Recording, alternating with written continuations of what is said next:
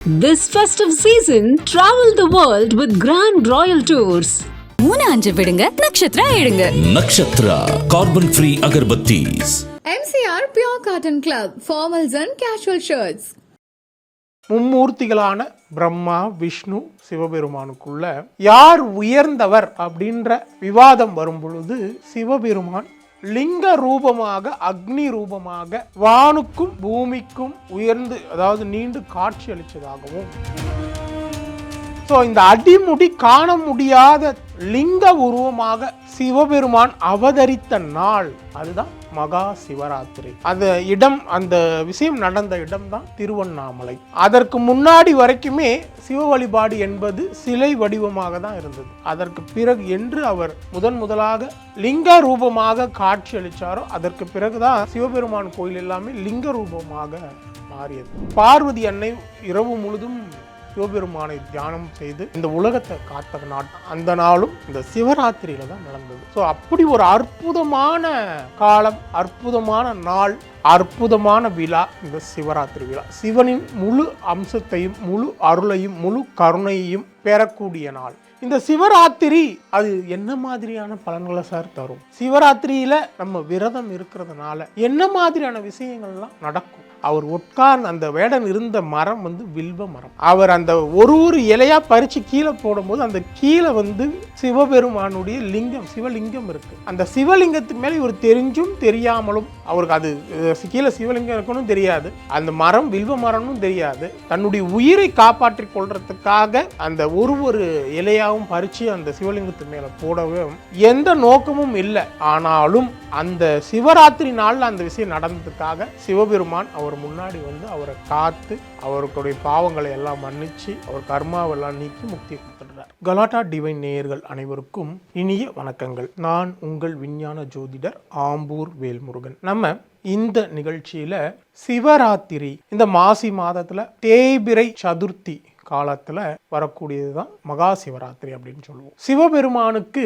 எத்தனையோ விசேஷ தினங்கள் இருந்தாலும் இந்த மகா சிவராத்திரியே மிகப்பெரிய திருவிழாவாக, மிகப்பெரிய பண்டிகையாக கொண்டாடப்படுகிறது. அப்படி என்ன சார் அது மகா சிவராத்திரி அப்படின்னா என்ன, அது எப்படி உருவாச்சு அப்படின்னு நம்ம பார்க்கும் பொழுது நம்ம திருவண்ணாமலையுடைய வரலாறு கேள்விப்பட்டிருப்போம். அதாவது மும்மூர்த்திகளான பிரம்மா, விஷ்ணு, சிவபெருமானுக்குள்ள யார் உயர்ந்தவர் அப்படின்ற விவாதம் வரும் பொழுது சிவபெருமான் லிங்க ரூபமாக, அக்னி ரூபமாக வானுக்கும் பூமிக்கும் உயர்ந்து, அதாவது நீண்டு காட்சி அளித்ததாகவும், அப்பொழுது விஷ்ணு பகவான் பன்றி உருவம் எடுத்து பூமியை நோக்கி தோண்டிட்டு போயிட்டு பார்க்க போனதாலும், பிரம்மா பறவையாக வானத்தை நோக்கி போகும்போதும் அவங்க அடிமுடிய கடைசி வரைக்கும் பார்க்க முடியாம போனதும், அதுக்கப்புறம் பிரம்மா பொய் சொன்னது, அது ஒரு விஷயம் இருக்கு.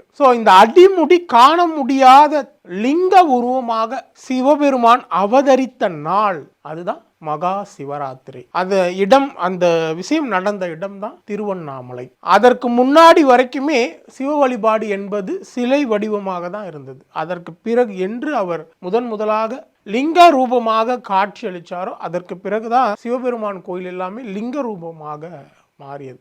அந்த நாள் தான் சிவராத்திரி நாள். அது மட்டும் இல்லாம அமிர்தத்தை கடையறதுக்காக, அமிர்தத்தை எடுக்கிறதுக்காக இந்த வாசுகின்ற பாம்பை இதை மத்தா வச்சு நம்ம தேவர்களும் அசுரர்களும் பார்க்கடலை கடையும் பொழுது அந்த அமிர்தம் வெளியே வரும் பொழுது அதுல இருந்து ஆழகால விஷமும் வெளியே வருது. அந்த வாசுகி பாம்பு வச்சு கயிறா வச்சு இது பண்ணும் பொழுது அந்த ஆழகால விஷம் இந்த உலகத்தையே அழிக்கக்கூடிய விஷயமாக இருக்கும் பொழுது அந்த உலக உயிர்களையும் அசுரர்களையும் தேவர்களையும் காக்க சிவபெருமான் அந்த ஆழகால விஷத்தை அருந்துறார். அப்போ பார்வதி தேவி அங்க அந்த தொண்டையை பிடிச்சி இது பண்ணிடுறாங்க, அந்த விஷம் உடல்ல இறங்கக்கூடாது அப்படின்றதுக்காக. நிகழ்வுக்கு பிறந்தான் நீலகண்டர் அப்படின்ற பெயர் சிவபெருமானுக்கு ஏற்படுது. இந்த ஆழகால விஷயத்தை சிவபெருமான் அருந்திய காலம் சிவராத்திரி காலம். இதுவும் அந்த சிவராத்திரி அன்றுதான் நடந்தது. அதே மாதிரி சிவபெருமானுக்கும் பார்வதி தேவிக்கும் திருமணம் நடந்த காலமும் சிவராத்திரி காலம். இதுவும் அந்த சிவராத்திரி அன்றுதான் நடந்தது. அதே நேரத்தில் ஒரு முறை உலகமே பிரளயத்தால பாதிக்கப்படும் போது பார்வதி அன்னை இரவு முழுதும் சிவபெருமானை தியானம் செய்து இந்த உலகத்தை காத்த நாள் அந்த நாளும் இந்த சிவராத்திரியில தான் நடந்தது. ஸோ அப்படி ஒரு அற்புதமான காலம், அற்புதமான நாள், அற்புதமான விழா இந்த சிவராத்திரி விழா. சிவனின் முழு அம்சத்தையும் முழு அருளையும் முழு கருணையையும் பெறக்கூடிய நாள் இந்த சிவராத்திரி. அது என்ன மாதிரியான பலன்களை சார் தரும்? சிவராத்திரியில நம்ம விரதம் இருக்கிறதுனால என்ன மாதிரியான விஷயங்கள்லாம் நடக்கும் அப்படின்றதுக்கு ஒரு உதாரணம். ஒரு நேரத்துல ஒரு காட்டுல ஒரு வேடன் விலங்குகளை வேட்டையாடுறதுக்காக போறாப்புல. அந்த நேரத்துல ஒரு சிங்கம் அவரை துரத்துது கொல்றதுக்காக. சரி, அந்த சிங்கத்துக்கிட்ட இருந்து தப்பிக்கிறதுக்கு மரத்து மேல ஏற, ஏன்னா சிங்கம் வந்து மரத்து மேல ஏற முடியாது. அதனால அவர் ஒரு மரத்துல போயிட்டு ஏறி உட்காந்துடுறாரு அந்த வேடன். ஆனா அந்த சிங்கம் அவர் கீழே இறங்கி வரணுன்றதுக்காக அங்கேயே உட்காந்து வெயிட் பண்ணுது. ஆனா அவர் சரி சிங்கம் போனாதான் நம்ம இறங்க முடியும் அப்படின்னு சொல்லிட்டு அதுக்குள்ள நைட் ஆயிடுது. பட் நைட்டு தூங்கிட்டோம்னா கீழே விழுந்துருவோம், சிங்கம் சாப்பிட்டுரும் அப்படின்றதுக்காக அவர் என்ன பண்றாரு அப்படின்னா, அந்த மரத்துல இருக்கிற இலைய ஒண்ணு ஒன்னா பிச்சு பிச்சு கீழே போட்டுட்டு இருக்காரு. அவர் தூக்கம் வரக்கூடாதுன்றதுக்குனா.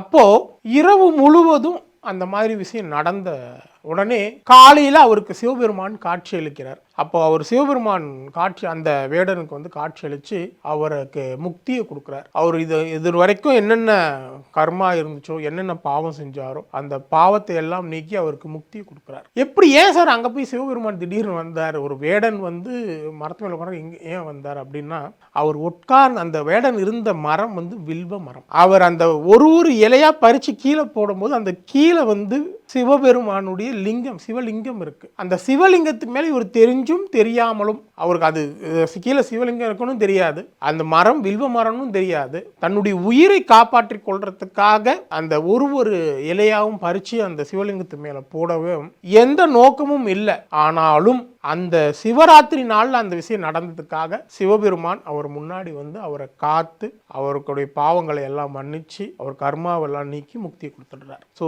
சிவராத்திரியினுடைய பலன் என்னன்றது இப்போ உங்களுக்கு புரிஞ்சிருக்கும். உங்களுக்கு எத்தனை தடைகள் எத்தனை பிரச்சனைகள் இருந்தாலும் நீங்க சிவராத்திரி அன்று சிவனை நீங்க முழு மனதோடு நீங்க வழிபடும் பொழுது உங்கள் வாழ்க்கையில அனைத்து பிரச்சனைகளும் நீங்கி அனைத்து பாவங்களும் மன்னிக்கப்பட்டு முக்தியை நோக்கிய நிலையை அடைறதுக்கும் நீங்க எடுத்த காரியங்கள் வெற்றி அடைகிறதுக்கும் எல்லா வகையிலும் நீங்க வாழ்க்கையில ஜெயிக்கிறதுக்கும் இந்த சிவராத்திரி வழிபாடு மிகவும் முக்கியமான வழிபாடு. அதனால இந்த சிவராத்திரிக்கு நீங்க அந்த வழிபாடை மேற்கொண்டு அனைத்து பலன்களையும் பெறுமாறு கேட்டுக்கொண்டு விடைபெறுகிறேன். நன்றி, வணக்கம்.